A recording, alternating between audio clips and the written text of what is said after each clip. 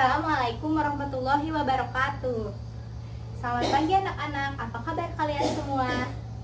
Oke, seperti biasa sebelum mulai belajar, cek dulu kolong bangkunya, barangkali ada sampah. Sampahnya diambil, dibuang ke tempat sampah. Dan habis itu cuci tangan, jangan lupa. Sudah beres? Nah, sekarang sebelum memulai pembelajaran, alangkah lebih baiknya kita berdoa. Monggo untuk KM dipimpin doanya. Sesudah berdoa, Ibu akan mengecek kehadiran kalian terlebih dahulu. Ada yang tidak masuk hari ini? Siapa? Gamar? Kemana Gamar? Sakit? Ada suratnya? Ada. Oke, kita doakan Gamar semoga cepat sembuh dan dapat kembali bergabung bersama kita di kelas ini lagi. Amin. Oke. Sebelum ke pembelajaran inti, Ibu mau mengajak kalian untuk menyimak video musik dari penyanyi, pokoknya nanti lihat. Mungkin ada yang udah tahu beberapa, ada juga yang belum, yang tahu boleh nyanyi silahkan. Nah, setelah menyimak video barusan, ada yang mau menyampaikan pendapatnya? Ya, Raffi. Betul, Raffi. Ada yang lain lagi? Ya, benar, semua pendapat kalian semua betul. Sekarang, lingkungan merupakan bagian dari ekosistem. Perubahan lingkungan berarti mempengaruhi ekosistem. Sekarang ingat kembali pembelajaran terdahulu tentang ekosistem, tentang pentingnya kestabilan ekosistem. Ekosistem itu penting dan kestabilannya wajib terjaga. Ekosistem yang stabil itu yang komponen-komponennya dapat menjalankan tugas dengan baik. Nah, bagaimana jika ada perubahan lingkungan? Otomatis komponen-komponen tersebut kurang dapat menyelesaikan tugasnya dengan benar atau tidak dapat sama sekali menyelesaikan tugas. Lalu siapa yang bertanggung jawab untuk mengatasi atau mengupayakan dampak perubahan lingkungan tersebut? Manusia, tentu saja. Nah, hari ini kita akan belajar tentang penyebab, dampak, dan upaya pencegahan fenomena-fenomena perubahan lingkungan. Kompetensi dasar yang harus kalian miliki adalah menganalisis data perubahan lingkungan dan dampak perubahan lingkungan bagi kehidupan. Lalu merumuskan gagasan pemecahan masalah perubahan lingkungan yang terjadi di lingkungan sekitar. Nah, setelah pembelajaran ini, tujuan pembelajaran yang dapat kalian capai adalah mengidentifikasi berbagai fenomena perubahan lingkungan, menjelaskan pengaruh sampah terhadap perubahan lingkungan, menganalisis dampak perubahan lingkungan akibat sampah terhadap makhluk hidup, merumuskan upaya untuk mengurangi perubahan lingkungan akibat sampah dengan tepat. Dan penilaian yang akan Ibu lakukan hari ini dinilai dari LKPD, soal evaluasi nanti di akhir, sikap kalian saat berdiskusi, dan keterampilan saat presentasi. Untuk teknisnya hari ini kita akan belajar secara berkelompok. Kalian akan membentuk kelompok maksimal 6 orang. Mulai dari sini, kalian bikin kelompok. Nanti Ibu akan bagikan LKPD tiap kelompok. Nah, LKPD ini ada petunjuk pengerjaannya. Mohon kalian baca dulu. Untuk scan QR code itu bagaimana.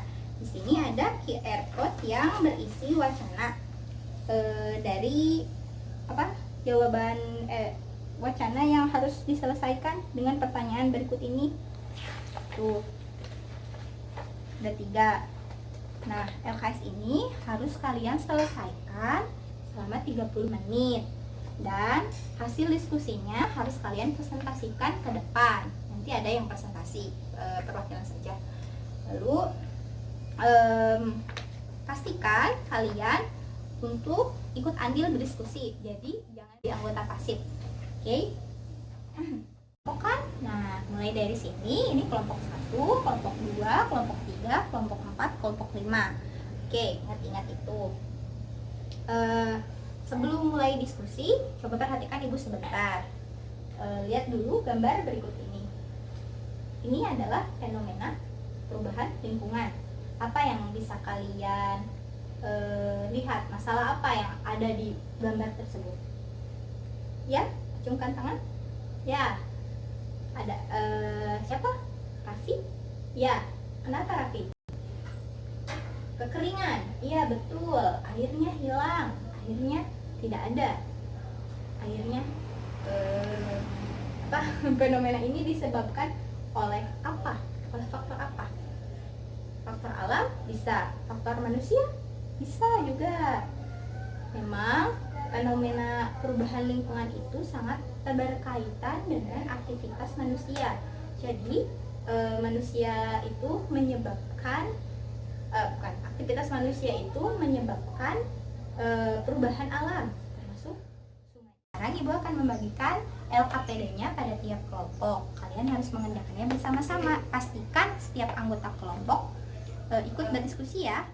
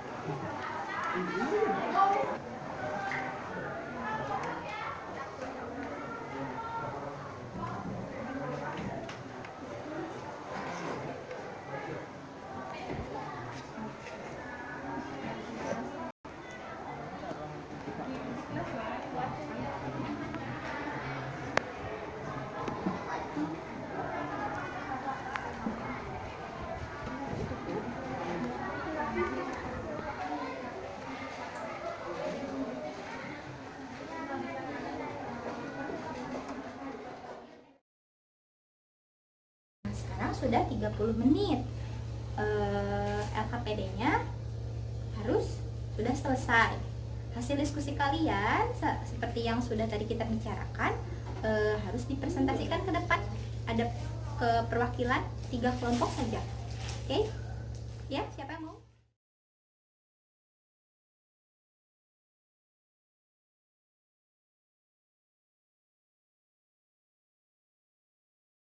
Tepuk tangan untuk teman kalian yang sudah presentasi. Nah, sekarang kumpulkan hasil pekerjaan kalian yang tadi ke Ibu.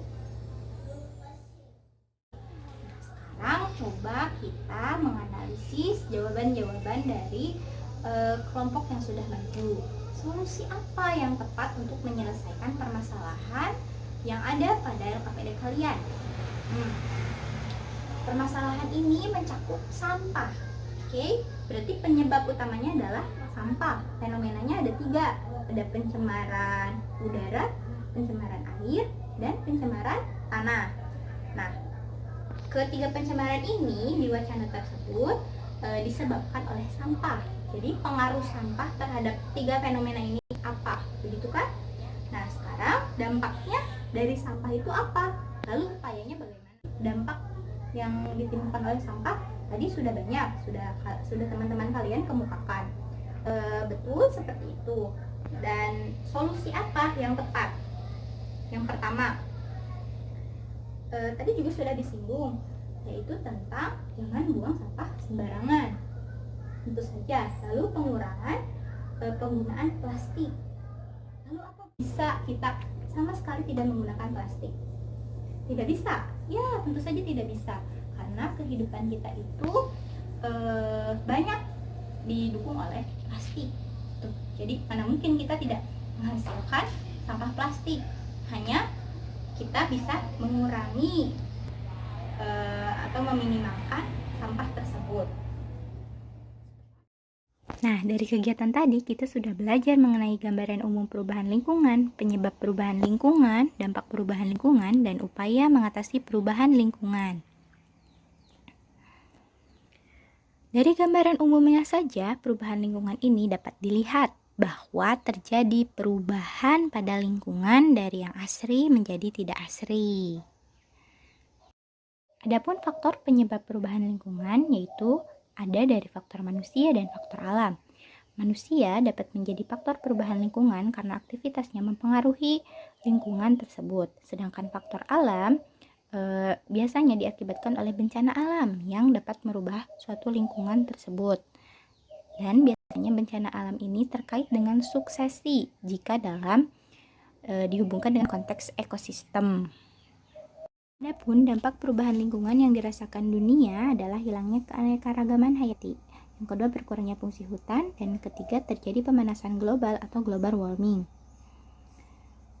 Adapun upaya untuk mengatasi perubahan lingkungan tersebut, yang pertama ada reboisasi atau penanaman kembali hutan yang gundul. Kedua, tebang pilih untuk melestarikan pohon. Yang ketiga, pengurangan jumlah kendaraan untuk mengurangi polutan udara, dan pembangunan bawahsan lingkungan serta penggunaan pupuk organik yang ramah untuk lingkungan. Nah, dari fenomena-fenomena tersebut, kenapa penyebab yang kita ambil adalah sampah? Sampah merupakan hal paling kecil yang dapat mencemari lingkungan, polutan yang paling sering kita hasilkan, ya kan? Kalau asap industri, kendaraan bermotor, itu umum, itu tidak dapat kita lakukan dari hal kecil, dari sekarang, dari diri sendiri, itu juga bisa. Tapi hal-hal sampah dapat kita hasilkan setiap hari, setiap saat, seperti itu. Jadi kenapa pembahasannya sampah? Karena dengan begitu kita akan belajar bagaimana sampah dapat menyebabkan fenomena pencemaran lingkungan. Lalu dampak apa yang ditimbulkan oleh sampah terhadap makhluk hidup, dan upaya apa yang dapat kita lakukan untuk mengurangi sampah sebagai polutan penyebab perubahan dari lingkungan. Ada yang mau ditanyakan? Ya? Bagaimana, Raffi? Ya, bagus sekali pertanyaan Raffi. Bagaimana sampah berkontribusi pada pemanasan global? Bagus. Ya, sampah terutamanya sampah yang di tempat terbuka, yang di tempat pembuangan sampah akhir itu biasanya kan terbuka. Nah, di situ dia akan mengalami dekomposisi anaerobik yang akan menghasilkan metana atau CH4. Nah, bagaimana CH4 dapat mempengaruhi pemanasan global? CH4 merupakan salah satu gas yang menyebabkan efek rumah kaca. Apa itu efek rumah kaca? Efek rumah kaca adalah efek yang ditimbulkan seperti di dalam kaca. Jadi gas-gas tersebut, gas-gas efek rumah kaca, diantaranya ada karbon dioksida, ada metana, ada sulfur dioksida, ada dan lain-lain, masih ada banyak. CFC pernah dengar? Nah, itu merupakan gas-gas efek rumah kaca.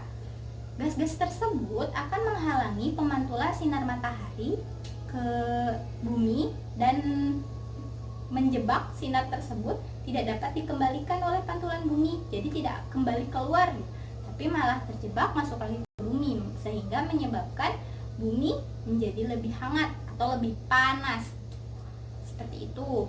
Nah, lalu sampah jika dibakar bagaimana? Dia akan menghasilkan karbon dioksida yang merupakan gas efek rumah kaca juga.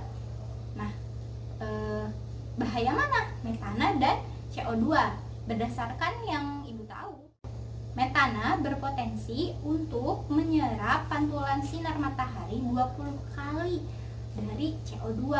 Tetapi memang waktunya dia lebih sebentar, dia hanya 10 tahun, sedangkan karbon dioksida bisa lebih lama. Seperti itu. Jadi sampah dapat berkontribusi kepada pemanasan global dengan cara tersebut.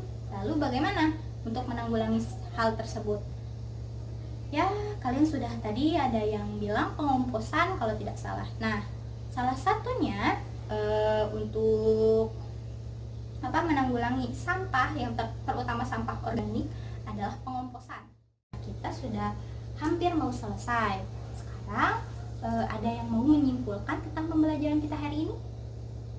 Ya? Mangga, Dian? Bagus. Ya. Ada lagi yang lain? Ya, Raffi. Raffi hari ini banyak sekali bertanya ya. Terima kasih, Raffi. Teman-teman kalian sudah benar. Ibu hanya menambahkan kenapa sampah yang tadi? Karena sampah merupakan hal yang paling kecil yang sering kita hasilkan, dan yang paling bisa kita lakukan upaya untuk mengurangi sampah tersebut. Penyebab sampah ke lingkungan itu seperti apa, lalu dampak yang ditimbulkan seperti apa, lalu bagaimana upaya untuk mengurangi sampah tersebut sebagai faktor yang merubah lingkungan, seperti itu. Sekarang karena sudah di akhir, kalian akan mengerjakan soal evaluasi dari kuis. Sok siapkan internetnya, buka Chrome-nya, buka web Google-nya, ini kodenya. Nah, kalian sudah menyelesaikan semuanya kan? Nah, lihat peringkatnya. Wow, Raffi bagus sekali, dia peringkat nomor 1. Tepuk tangan. Nah, oke. Untuk pembelajaran selanjutnya, minggu depan kita akan belajar tentang usaha pengelolaan limbah. Nah, jadi yang sampah-sampah tadi sama limbah yang lain dapat dijadikan apa? Lebih lanjut kita akan belajar itu di minggu depan. Demikian pembelajaran kita hari ini. Mohon maaf bila ada kesalahan. Kalian boleh baca-baca lagi tentang perubahan lingkungan ini, bagaimana kasusnya secara kontekstual, lalu boleh mendiskusikannya bersama ibu di luar jam. Oke, terima kasih. Wassalamualaikum warahmatullahi wabarakatuh.